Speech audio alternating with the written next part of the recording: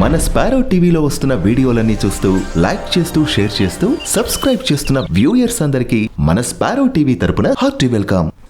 తినే ముందు రుచి అడగడం ఎందుకు అనే ఈ మాటని మీరు ఎన్నో చోట్ల ఎన్నో మార్లు ఎంతో మంది దగ్గర వినే ఉంటారు. నిజమే కదా ఫ్రెండ్స్?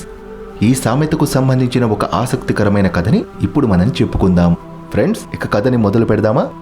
అనగనగా ఓ పంతులు గారు ఉన్నారు. వీరింట్లో వంట మాస్టర్గా పనిచేసేవారే ఈ రామారావు. రామారావు వంటల్ని ఎంతో రుచిగా చేసేవాడు. ఇతను చేసిన వంటల్ని అందరూ ఎంతో మెచ్చుకునేవారు. కానీ పంతులు కొడుకు శివ మాత్రం తినే ముందే ప్రతి వంటకం గురించి అన్ని విషయాలు అడిగి తెలుసుకుంటూ ఎంతో విసిగిస్తూ ఉండేవాడు. మామా, ఈ పాయసంలో జీడిపప్పు ఉందా లేదా అని శివ అడిగితే ఉందయ్యా బాబు అంటూ రామారావు సమాధానమిచ్చాడు. వెంటనే మళ్ళీ ఇందులో నెయ్యి చాలా వేశావా, చక్కెర తీపి సరిపోయిందా, ఈ రోజు తురిమిన కొబ్బరి చెప్పులు ఎప్పటివి, ఇలా అన్ని రకాల ప్రశ్నలు వేస్తూ ఎంతో చికాకు తెప్పించేవాడు శివ. ఇలా శివ ప్రశ్నలు అడగడం మొదలు పెడితే ఆ ప్రశ్నలు పూర్తవడానికి 10 నిమిషాల పైనే పడుతుంది. ఒకరోజు రామారావుకు శివపై చాలా కోపం వచ్చింది. బాగా ఆలోచించాడు. ఓ మంచి గుణపాఠం చెప్పాలని నిర్ణయానికి వచ్చాడు.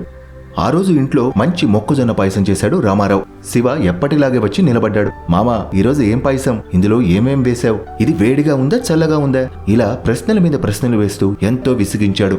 రామారావు ఎంతో ఓర్పుగా రుచి గురించి ఒక తపస్సు చేశాను, అందుకే ఇది ఎంతో రుచికరమైన పాయసం అయింది అని చెప్తూ శివకు ఆ పాయసం ఇచ్చాడు.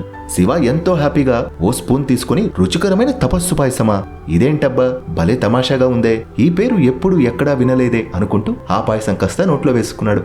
అయ్యో అంటూ ఒక పెద్ద కేక వేశాడు. రామారావు వెంటనే ఏం తెలియనట్టు ఏమైంది శివ అంటూ అడిగాడు. మామా, ఇది పాయసంలా లేదు, ఉప్పగా ఉంది, కానీ భలేగా వెరైటీగా ఉందిలే, ఉప్పు పాయసంలా ఉంది. రామారావు తనకు వచ్చే నవ్వును ఆపుకుంటూ, అవును శివ, ఇప్పుడే చెప్పాను కదా, ఈరోజు పాయసం రుచికరమైన తపస్సు పాయసం అని. తపస్సు చేసేటప్పుడు కొంచెం ఎక్కువ ఉప్పు కూడా వేయాల్సి వస్తుంది. శివకు అప్పుడు అర్థమైంది. అప్పుడు తన బుర్రలో బల్బు వెలిగింది. అన్ని ప్రశ్నలు అడిగాను, కానీ రుచికి సంబంధించిన అసలైన ప్రశ్నే అడగడం మర్చిపోయాను అని అనుకున్నాడు.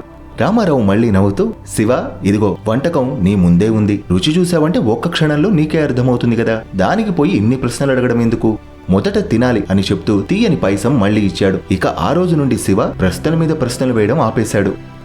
మన ఎదురుగా ఏదైనా ఫుడ్ రెడీగా ఉంటే తినాలి తప్పించి దాని గురించి ఆలోచనలు చేస్తూ పిచ్చి పిచ్చి ప్రశ్నలు వేస్తూ టైం వేస్ట్ చేయకూడదు. అందుకే తినే ముందు రుచి అడగడం ఎందుకు అనే ఈ సామెత వచ్చింది.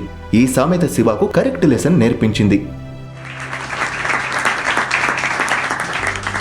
ఈ కథ గనక మీకు నచ్చితే లైక్ చేయండి, షేర్ చేయండి. మన ఈ స్పారో టీవీని సబ్స్క్రైబ్ చేయండి. మళ్ళీ మరొక సామెతకు సంబంధించి ఓ మంచి కథతో మీ ముందుకు వస్తాం.